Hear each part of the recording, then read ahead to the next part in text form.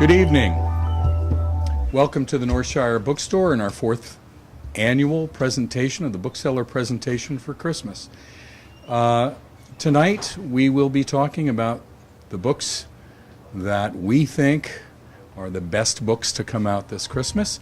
The booksellers here, with one exception, are all professional booksellers who have decided to spend their career as a bookseller. Excuse me. So these aren't the clerks that you find in the big box stores who point and smile and really don't know what they're talking about. Our booksellers do.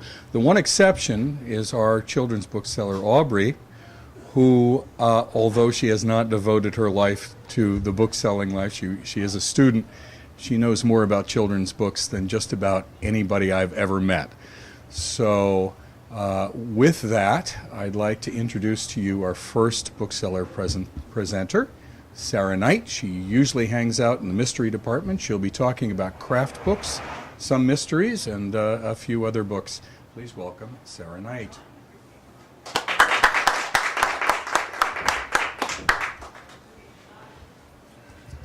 Thank you, Erik. The first book I'd like to talk about is this book about the arts and crafts architecture, history and heritage in New England. There was quite an arts and craft movement here in the late 19th and early 20th century that started in Boston and spread throughout New England. But usually New England is thought of as an earlier period of architecture. And I think this is a much needed book because every town you go in, all these towns in Vermont, and when you go over to New Hampshire and down into Massachusetts, you can always find buildings of the arts and crafts style. The book is by Maureen Meisner, and she traces a history of the movement in the late 19th century, and then she takes 12 prominent architects from the early 20th century who were working in the Boston area, and there's even one woman architect, which is probably pretty unusual for those days. And she talks about the buildings they designed. A lot of these are public buildings in these old mill towns. There's even my favorite is is a local church, the Catholic Church, the Church of Christ the King, which is in Rutland, Vermont. I know probably everybody here has driven by it at least once. It's a very lovely church. It's beautiful inside. And I was really quite excited to find something local in this. So I think if you're interested in architecture or you have friends or family members who are, this is going to be a book that they're not going to have much on this movement. So this would be a good gift for them, or even for yourself. The next book I want to talk about is a Lonely Planet book. Last year they did a book called Fork in the Road, where they had famous people talk about a divine meal that they'd had somewhere. So this year they have Innocent Abroad, life-changing tips from 35 great writers. The book is $15.99. It's a great stocking stuffer. It's a great book for people who like literature. It's a great book to buy just to have it. I've been reading these. I just pick it up at lunchtime and read another one. There are short pieces from authors like Jane Smiley, Dave Edgars, David Balducci, Ann Patchett, Alexander McCall Smith, Richard Ford. In fact, Richard Ford's essay is called An Innocent Abroad. And it's really fun because these are usually stories that people tell about themselves before they became famous, when they were young and kind of naive. Richard Ford had never traveled outside the country except on a high school baseball trip to Mexico, and ran over to the Canadian border to get a beer one time. He'd never been out of America when he and his wife decided to go to Tangiers. They rented a car, kind of your dilapidated, low-end, cheap car to go up in the mountains. And as they were leaving, a white Datsun tried to stop them and flagged them down, but they didn't want to have anything to do with it. They were kind of afraid. They were young, so they kept driving, and as they went up the mountain, they kept noticing that this white Datsun was still following them after a couple of hours. And Richard Ford describes the pickup truck as it looks like something you see nowadays on TV when Al-Qaeda is driving people to be executed. It was that kind of pickup truck. So finally, the guy flagged them down, and they stopped, and they were sure, Richard and his wife were sure they were going to be killed. So he very tentatively got out of the car, told his wife to lock the doors, and he said to the guy said to him, "I want to sell you some dope." And Richard Ford said, "Well, I'm not buying dope here. I don't like dope. I don't do dope. And I know that it's bad news to buy it here." And the guy said, "Oh, that's all I wanted," and got in the pickup truck and drove away.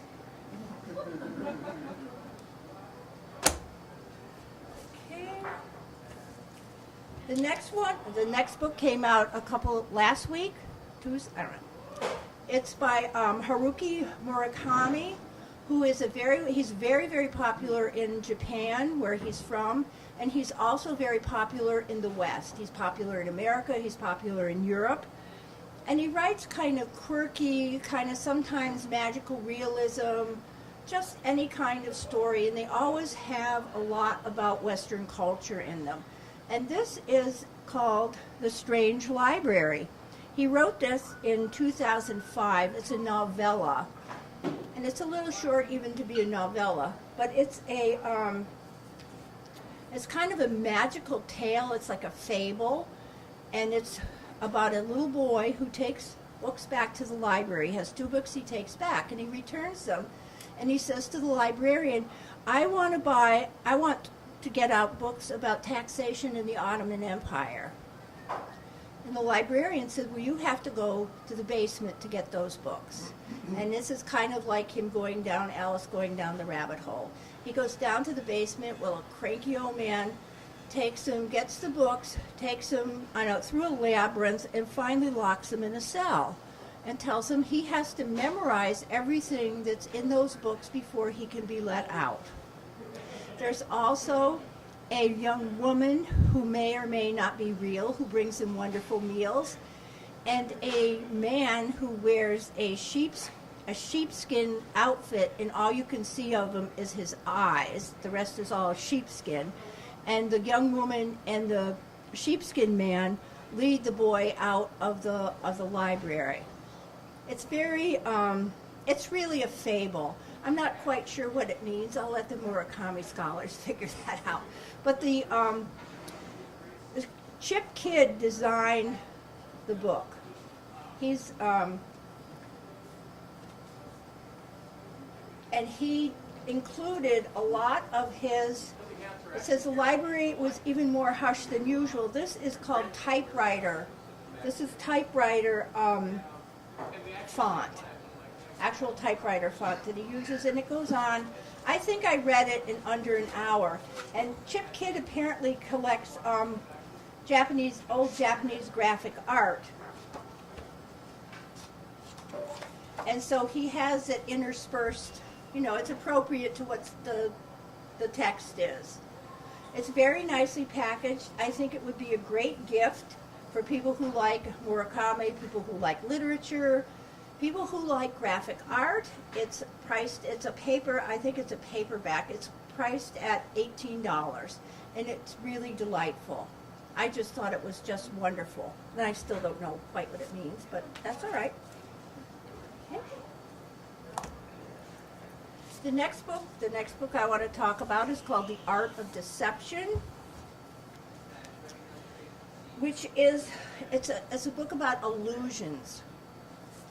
And it takes different pieces of either paintings, photographs, sculptures, 3D art, installation, anything that has an illusion in it, that the artist has an illusion in it, and it gives a brief description of each piece in the book. It tells about what the illusion is, how it was created, the science behind it, and then a quote from the author. Now, some of these, like the apple, the illusion is fairly obvious. In fact, I was trying at noon to make a butterfly with my apple, and I thought it would be really fun to hold it up, but it didn't quite work out that way. So this is a book for people who are curious. I think it could be for boys who are interested in science, math, art, just photography, all kinds of things. It's fascinating, and it's another one of these books that you can pick up and you can just look at 2 or 3 things and just think, wow, this is really cool, and put it down. It is $24.95 and a great gift.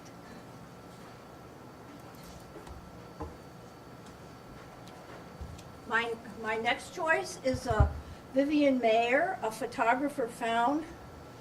Vivienne Mayor was a nanny. She grew up in France. She was a very private person. She was a nanny both in New York and Chicago, and her passion was taking photographs. She died in 2009, and the author, John Maloof, went to an auction where he bought boxes of her photographs, undeveloped photographs. Just, for $300, he got however many boxes, and he hauled them home just on the off chance that there would be something there. He found 150,000 photographs, 16 millimeter and 8 millimeter film, movies, home movies, colors, black and white, people, New York, Chicago, Los Angeles, her trip around the world. She was now considered a preeminent street photographer for the 50s, 60s, and they still haven't developed everything that she's done, but her photographs are wonderful. This is a self-portrait. She was very big on self-portraits and taking pictures of people in all walks of life, and she often would take the children that she was a nanny for out on these walks, and she went into good neighborhoods, bad neighborhoods, dangerous neighborhoods with these kids in New York and in Chicago, and just got all kinds of slices of life. And she must have, everyone says on YouTube, the interviews on YouTube, that she was a very, very private person, and she must have had something about her, because she has wonderful close-up photographs that people let her take of them. So she had to have something other than being a private person that she had going for her. The last one is Station 11 by Emily St. John Mandel, which Erik loved, Amy loved. It was nominated for the National Book Award. It didn't win, but she's only in her 30s, so she's got lots of time. I've been a fan of her since her first book came out in 2009. This is just a wonderful book. It's lyrical, it's magical. It opens during a play of a production of King Lear, and a young girl sees an actor die on the stage, and then it goes 15 years later when a flu has wiped out most of the civilization. The young girl is now part of a Shakespeare troupe that goes from town to town looking for people who are left that they can entertain. It takes place in Ontario. Beautifully written, moves back and forth in time. It's lyrical. It ties in the person, the actor who died, his family, and everything, and how their lives are intertwined. And I just can't say enough about it. And I know Erik and Amy liked it too. Thank you. Our next bookseller is Alden Graves. Alden's been with us for quite some time. He will be... Whoops. Alden takes care of our music and DVD section, but he also is one of our premier booksellers. So, Alden Graves.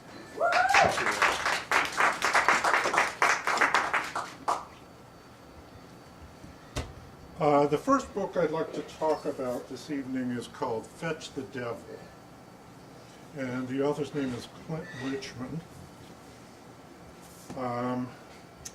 Abduction, murder, torture, sex, infidelity, drugs, con men, blackmail, national security risks, free-spirited women, J. Edgar Hoover, and Nazi spies. Fetch the Devil is a true crime lover's theme park, and it's the perfect Christmas gift. Hazel Frome and her 23-year-old daughter Nancy weathered the worst years of the Depression just fine. Mrs. Fromm's husband, Weston G. Pop Fromm, was a high-ranking executive with the Atlas Powder Company, and there's always a need to blow something up, especially with Adolf Hitler creating ominous rumbles in Europe. The future only looked brighter for Atlas Powder, but time was running out for Hazel and Nancy. Clint Richmond's intriguing new book is about the torture and murder of the two Fromm women in the desert a few miles to the east of El Paso, Texas.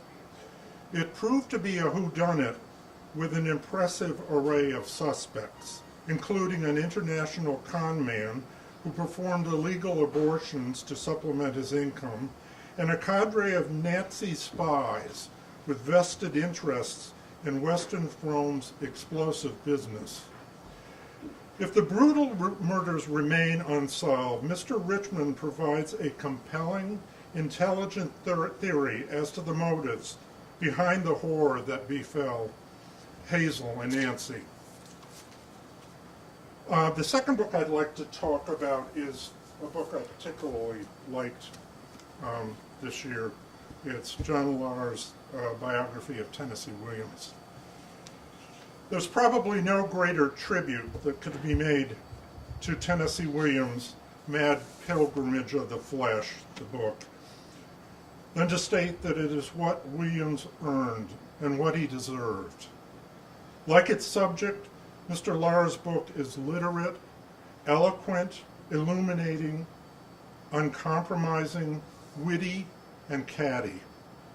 Lars doesn't hesitate to follow Williams into the darkest shadows, direct a cold blast at one of the theater's most warmly embraced figures, or joyously extol the playwright's many personal virtues and professional triumphs.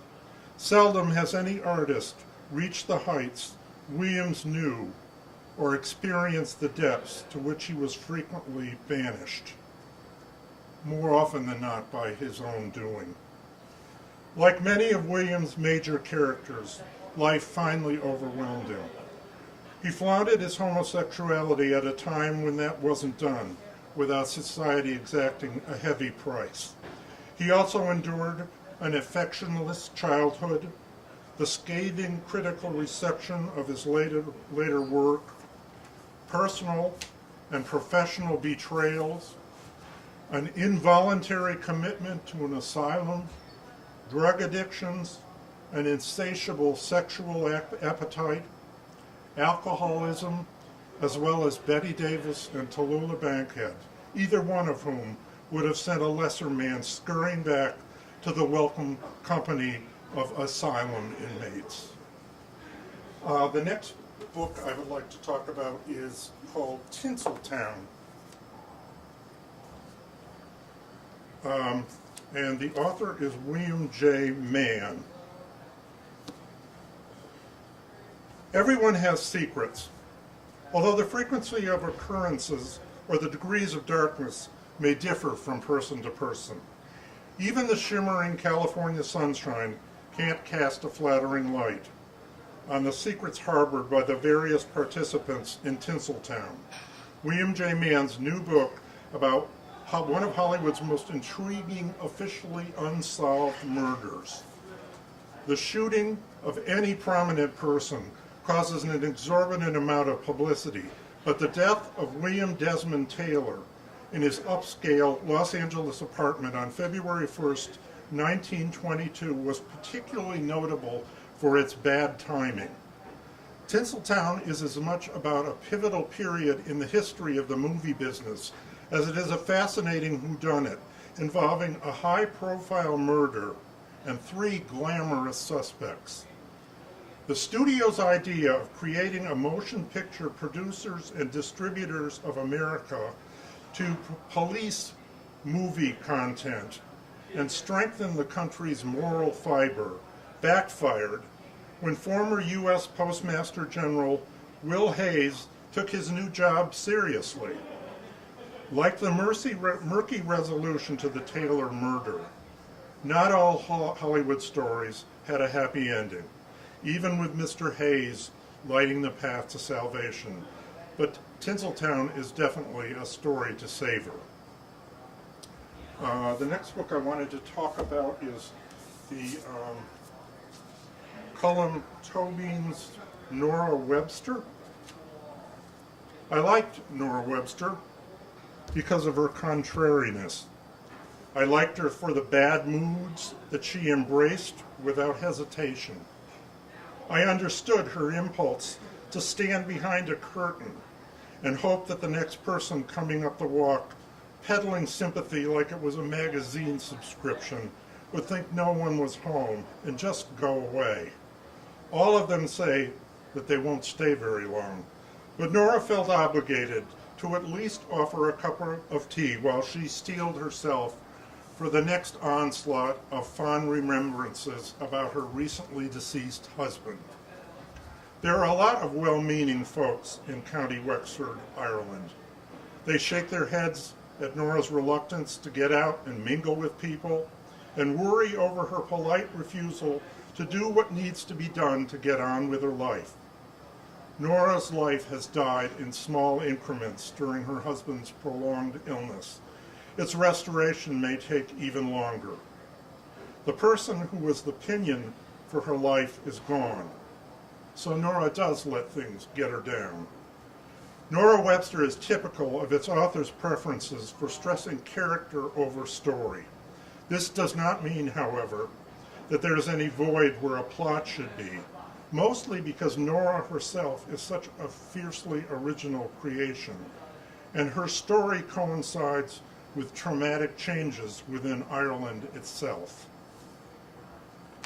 And the last book I would like to talk about is my favorite novel this year, which is now in paperback. It's called The Museum of Extraordinary Things.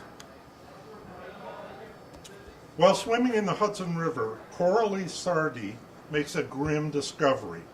The body of a beautiful young woman is floating in the water. When she tells her father to notify the authorities, he forbids it. The professor has other plans, a scheme that might revive the sagging business at the Museum of Extraordinary Things. Mrs. Hoffman has woven the many threads that comprise her narrative into a vibrant tapestry of life in New York City at the beginning of the 20th century. Like Doctorow's Ragtime and more recently Dennis Lehane's The Given Day, the author builds her complex plot around perimeters established by historical fact without distorting or exploiting. She has done her homework on both the circumstances of the Triangle Shirtwaist Factory fire and the public outrage that resulted from it, incorporating the tragedy seamlessly into the novel. Other less momentous events are also worked into her portrait of an evolving metropolis, teeming with people, all of them infused with the belief that the great city is their portal to the American dream. Thank you. Our next bookseller is Amy Palmer, and Amy Palmer is one of the curators of our lit section. She'll be talking about some books in literature. Please welcome Amy Palmer.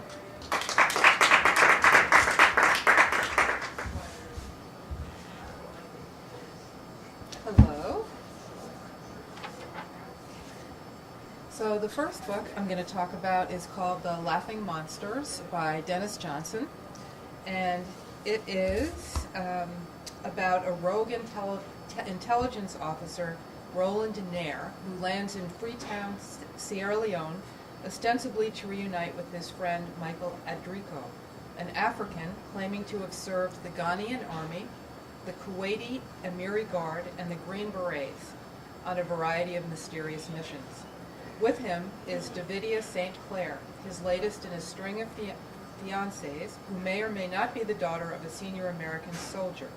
This post-9/11 tale of intrigue, romance, and deception obscures the truth as the characters are drawn into a tangle of violence and disconnection. Africa is depicted through a Graham Greene-like lens of dismal details insects rattling against bug screens, flickering electricity in near-empty hotels, a local fixer's car smelling of spilt gas and dirty clothes. So for the thriller lover in your family, this would be a great choice. And the next one is a collection of poems by Mary Oliver called Blue Horses. This is a lovely book. And a collection of new poems by the Pulitzer Prize-winning poet who expresses her affinity with the natural world with gentleness and humor, inviting the reader to pay attention, to reflect, to revere simplicity. In considering the artworks of Franz Marc or yoga or the tiniest of creatures, Oliver's explorations become the purest of meditations. It's a lovely gift for Christmas. And the next one is a collection of short stories called The Assassination of Margaret Thatcher by Hilary Mantel. And this is edgy and complex, and Mantel is linguistically perfect.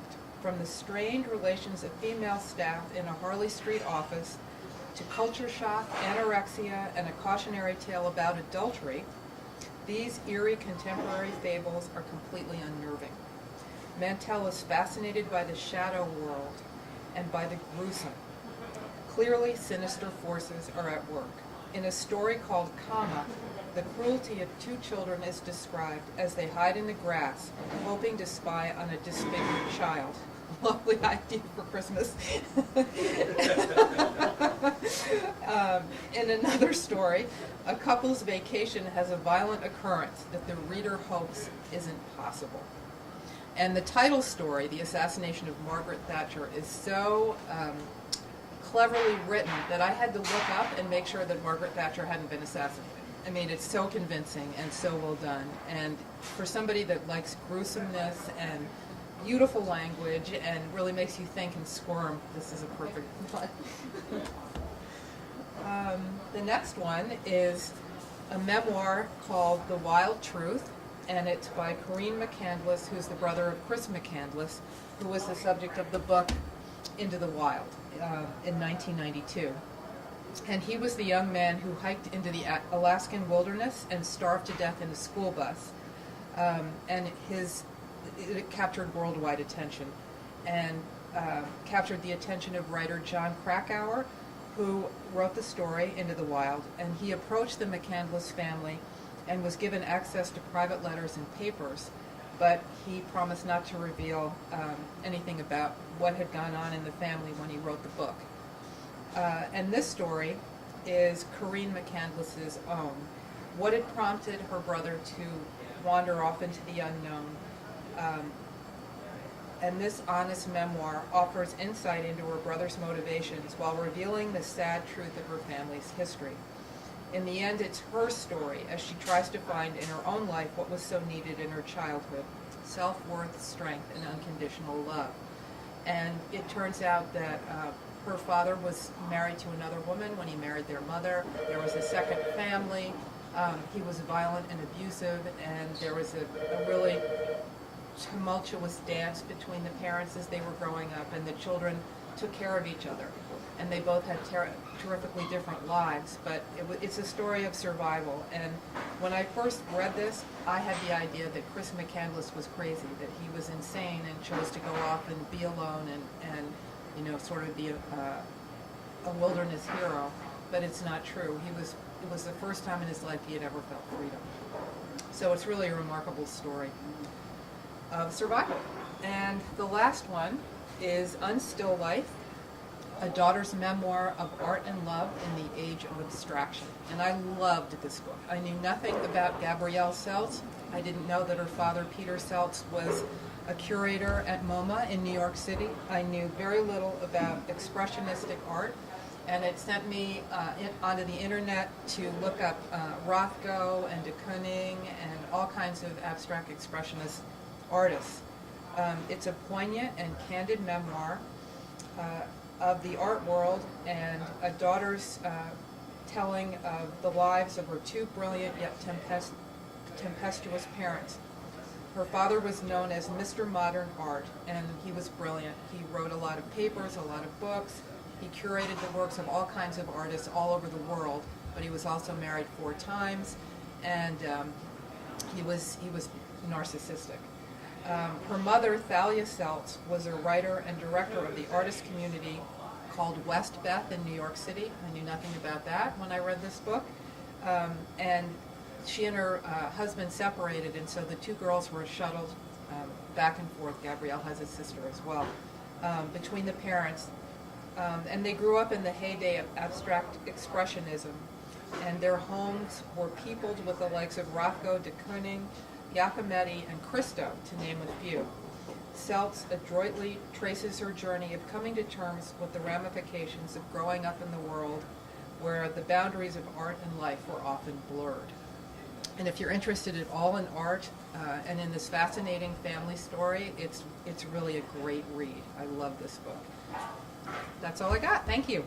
The buyer here at Northshire Bookstore, Stan Hynds. He's going to talk about some of the gift books for the Christmas season.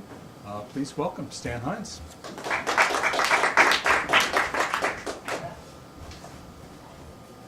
Hello there. All right. The first book that I want to talk about tonight is a book about tidying your house. Now, my wife and I were lucky. We don't argue very much. We really don't. But the issue of stuff is a thing that is present in our house, and I'm not blaming anybody, and she probably wouldn't blame me.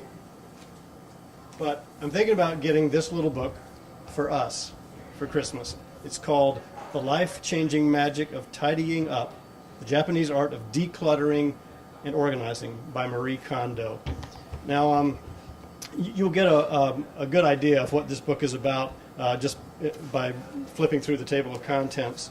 And I should say that, there are a million books about decluttering. We have some of those books cluttering our house right now, but I really do think this book gives a completely different take on tidying up. And you'll see that it's different just by some of the little chapter headings. For example, storage experts are hoarders. How many of you have these plastic storage bins in your house full of stuff? Make tidying a special event, not a daily chore. Start by discarding all at once, intensely and completely. The chapters are very short. And she recommends doing your tidying and decluttering one category at a time as opposed to one room at a time. We always think, I got to get in the office, and then once I get the office done, I'll be done. She says that's not how you do it. You do it by category. It's a very interesting book. Now, I don't necessarily agree with everything in this book, and that's fine too. It's nice to have a little tension. For example, she says in one section, I don't know what the section is about, but it says, to quietly work away at disposing of your own excess is actually the best way of dealing with a family that doesn't tidy. As if drawn into your wake, they will begin weeding out unnecessary belongings and tidying without your having to utter a single complaint. I have a teenage son and a teenage daughter, and this doesn't work. I can tell you, they can see us tidying all they want, and it is not contagious. But for some families, perhaps it is. There are, she gets more specific about categories and things as you get into the book. There's a section about clothes, about books. If you're in the book business, this is a big issue, and probably some of you who are book people, you've got shelves and boxes and floors full of books that haven't been read. Can you get rid of these books that haven't been read? Or the books that you have read? And can you get rid of the books that you've already read? Well, she has some strategies on that. Loose papers. Now, that is another huge issue in my house. She has a section on that. And I like this section about unidentified cords. Mysterious cords will always remain just that, a mystery. You've got a big plastic bin full of cords. Just not extension cords, because those are useful, and I know what to do with those, but the ones that came with something, and they got that big square adapter thing on the end, and you don't know what they're for. Well, we have them. We still have them. There's no point to that. So this is a great little book. Now, we're talking about gift giving tonight. So who are you going to give this gift to? That's the thing. It's got to be to a loved one or a close friend, because this just isn't something you give as a hostess gift and say, I think you'd really like this because I think your house is a dumpster fire. You can't do that. But I think to somebody that you know well, be careful. But this is a really nice little book. Another nice gift book is this one. It's called Letters of Note, and the subtitle is An Eclectic Collection of Correspondence Deserving of a Wider Audience, compiled by Sean Usher. I can't take credit for discovering this book. My colleague Amy Palmer, who just talked, was the one that pointed it out to me. It's not a brand new book. It came out back in May, but it is the coolest, most wonderful gift book that you could possibly give to anybody, I think. It is simply a collection of letters. Most of them are by famous people. Some of them are by ordinary folks. And it is the actual letters, and many of them, and there's historical commentary that goes with the letters. They have reproduced, the actual handwritten letters for many of them, not all of them.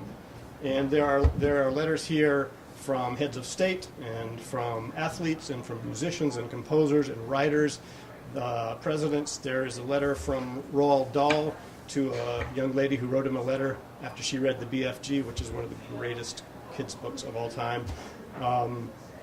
There's a letter in here from a former slave to his former master, after his former master had written him a letter asking him to come back after emancipation, to come back and work on the farm.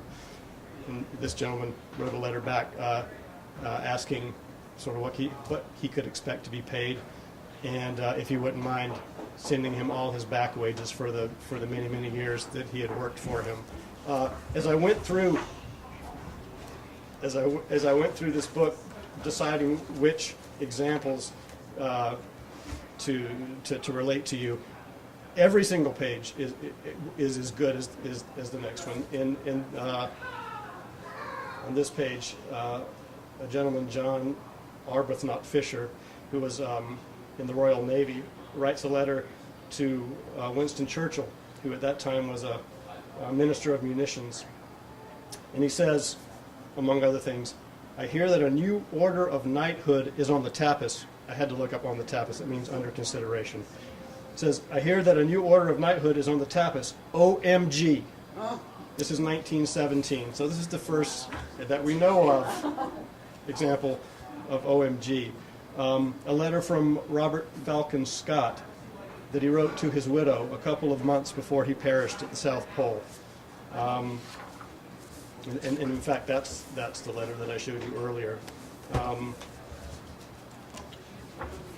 Here's a letter written on a coconut. John F. Kennedy carved this after PT-109 had been sawed in half on the Solomon Islands, gave it to a couple of Solomon Island natives who took it by canoe to the closest people who could save Kennedy, which they did. It's just amazing. It's a great book. Every single page is worth poring over, and I recommend this very highly. I want to tell you, for the sports fan on your list, about this book. Bob Ryan came to the store about a month ago. The book is called Scribe, My Life in Sports. If you know who Bob Ryan is, you probably know him either as a columnist for the Boston Globe. He retired a couple years ago, I think, or you've seen him on ESPN. He's a regular talking head on programs with sports reporters or Pardon the Interruption, Around the Horn. He's a wonderful writer, and this is simply a memoir about a life writing and living a sports lover's life. He just absolutely loves games, and that passion comes through. He writes a lot about, he's most well known probably for covering the Celtics. He knows more about the Boston Celtics probably than anybody, but he's covered Olympics, he's covered the Red Sox. Just a wonderful, compassionate, funny, witty book about a guy who absolutely loves sports. So I recommend this very highly. And as of this moment, we do have signed copies. If you're watching this in the year 2015, we probably don't have any more. And I'm going to mention one novel, Redeployment by Phil Klay, K-L-A-Y. Mr. Clyde just won the National Book Award for fiction. And these are short stories about Iraq, about the Iraq War. And I would only say that for those of us who have not experienced war firsthand or combat, sometimes I think fiction helps illuminate what it is like just as well as nonfiction. And this is a brilliant piece of fiction from someone who has been there. So that's Redeployment by Phil Clyde. Thanks very much. Our last presenter tonight is Aubrey, and she's from our children's department. Please welcome the lovely Aubrey. All right. 1 second. Incidentally, that makes for a great transition for my first book, which is The Farmer and the Clown by Marla Frazee, which is probably one of the best illustrated books of the year. And the thing about this book is that it's completely wordless, so it's one of these books that we've seen a lot of this year, part of this trend of telling a story completely without words. And it's really not to be overlooked because of that. So using only illustrations, this story tells the story of a young clown who gets bumped off of his circus train and is taken in by this old, kind of stern farmer. And even without words, Frazee allows for young readers to explore the ways in which the odd friendship between the two changes how both see the world. She does this by showing the clown teach the farmer how jokes can help get you through the day. They juggle things, for instance. And the farmer also teaches the clown, how a hard day's work can be, really good for the soul. Because it's illustration-driven, this book is really good for kids 3 to 6 who are looking for an endearing but still straightforward story. But on the other hand, the story is also good for older kids and parents who want to be a little bit more engaged with the story by making up or introducing their own narrative to the book. And you'll find that children, even the young ones, will do this too, the power of explaining. This is probably the best illustrated book of the year. It's fresh and poignant without being overly sentimental, even though it is a very touching story. So that's The Farmer and the Clown. All right. Our next picture book is huge. It's called Amalia by Katie Scott and Jenny Broom. Now, this book is not a story, but rather a well-curated exhibition of the natural world, including both appropriately detailed explanations as well as large, colorful renderings of all kinds of creatures. Animalium truly brings children the kinds of resources they might expect from a great museum. Whether used as a visual or informative volume, kids of all ages will be captivated by this book. As you can see, this is the one I'll open. You'll see these carefully detailed passages that older kids will like. They're very appropriate for the age. But also these big illustrations, which some kids might like to use as a guide for drawing or tracing. Found that that's been popular. Or just for looking. So this is definitely a great gift and a keepsake, appropriate for any age, especially kids who are obviously interested in animals. But I generally recommend it for ages 7 to 12. And of course you can do younger on this one, but 3 might not be right. So that's Animalium. Great gift. Favorite? Next is probably one of my favorite children's story authors. She was introduced in 2012. She was named one of the best illustrators, or best illustrated children's books of the year with her Redneck Capgirl series. And this is Redneck Capgirl and the Reading Tree by Naoko Stoop. And since 2012, she's continued this trend of being an excellent children's book author. And in this story, Stoop shows readers how cute little Redneck Capgirl, who is of course this character here, and her woodland critter friends, and there are many of them, try to put together a library when they discover a hollow nook in a tree. And all the woodland critter friends come to give whatever they can to the tree, whether bringing books, building a bookshelf, that's what the beaver does. The sheeps make blankets, the fox just steals the books but brings it back later, which is really what makes it a library. The owl makes the sign. And ultimately what the book does is it shows that the library really isn't a place just for books, but also for the community. And she does this in a very graceful and subtle way. It's not too heavy-handed, and kids will love to look at what the little critters do. I mean, it's amazing. For instance, you could see the duck with the wagon, and the sheep with the blankets tied on the back, turtles with their baby turtle friends.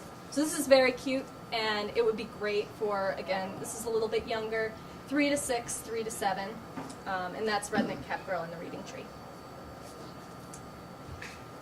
To move to something slightly older, my middle reader recommendation for this holiday season is actually George R.R. Martin's The Ice Dragon. Now, some of you might know that he is responsible for the Game of Thrones, and you might think, God, is he doing a children's book? But he does, and he does it well. So this short novel tells the story of a young, fearless girl who's the only child or known person to command the ice dragon. Other people can't touch it, but because she's born in the winter, she can.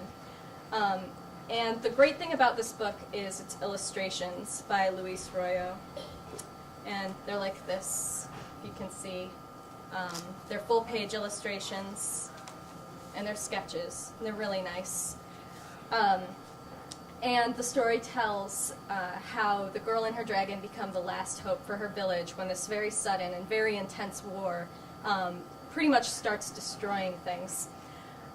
Although it's somewhat violent, as I've hinted just now, this novel reveals Martin's ability to tone down his storytelling style for kids without losing a story's edge. People might compare the story to, you know, a fable, kind of like a Grimm's fairy tale, but really no more violent than the other dragon-style stories for third graders that we have upstairs already. Again, because it is George R.R. Martin, parents will enjoy this too, and it'd make a great read aloud. So I recommend it for grades 3 to 5, ages 8 to 11, but you can read it for younger kids if they're not going to be, if they're not too wary of violence, or older kids if they're just fans of the genre, because it is very much a fantasy novel. So that's The Ice Dragon. All right. And lastly, the young adult novel for the year, really, this is the best of the year, is I'll Give You the Sun by Jandy Nelson. It's been hard to recommend this book because I think it's so perfect. I've written like 3 different rec tags for it. It's pretty much great for any reader. It has everything I look for in a fantastic, realistic young adult novel. This is definitely not fantasy. It's got great pacing, airtight writing, and believable, honest characters. Here, Nelson tells the story of twins, Noah and Jude, who, at age 16, suddenly ceased to talk to each other, whereas they had this relatively perfect relationship before. Through exploring both of their stories, Nelson slowly unravels a knot of family secrets, variously realized and unrealized romances, and misunderstandings as readers and the twins come to realize what it was that tore the twins apart. You can compare this to the works of John Green and Rainbow Rowell. It's hard to think of anybody who wouldn't love it. It's heartbreaking, but it's also funny, and it's really true to what you would expect from a sophisticated family story upstairs. And I can't emphasize enough that it's probably the best of the year. This book's target age group is really 14 to 19. It's appropriate for older teens in particular who can be really hard to buy for. But it also works for adults. So if you have college-age children, I'll Give You the Sun is the way to go. Or for you, because it's really wonderful. So of course we have more recommendations for kids upstairs. This has been a great year. But these are my 5 favorites. So, Thank you all for coming. Thanks to the Booksellers for sharing their favorite recommendations.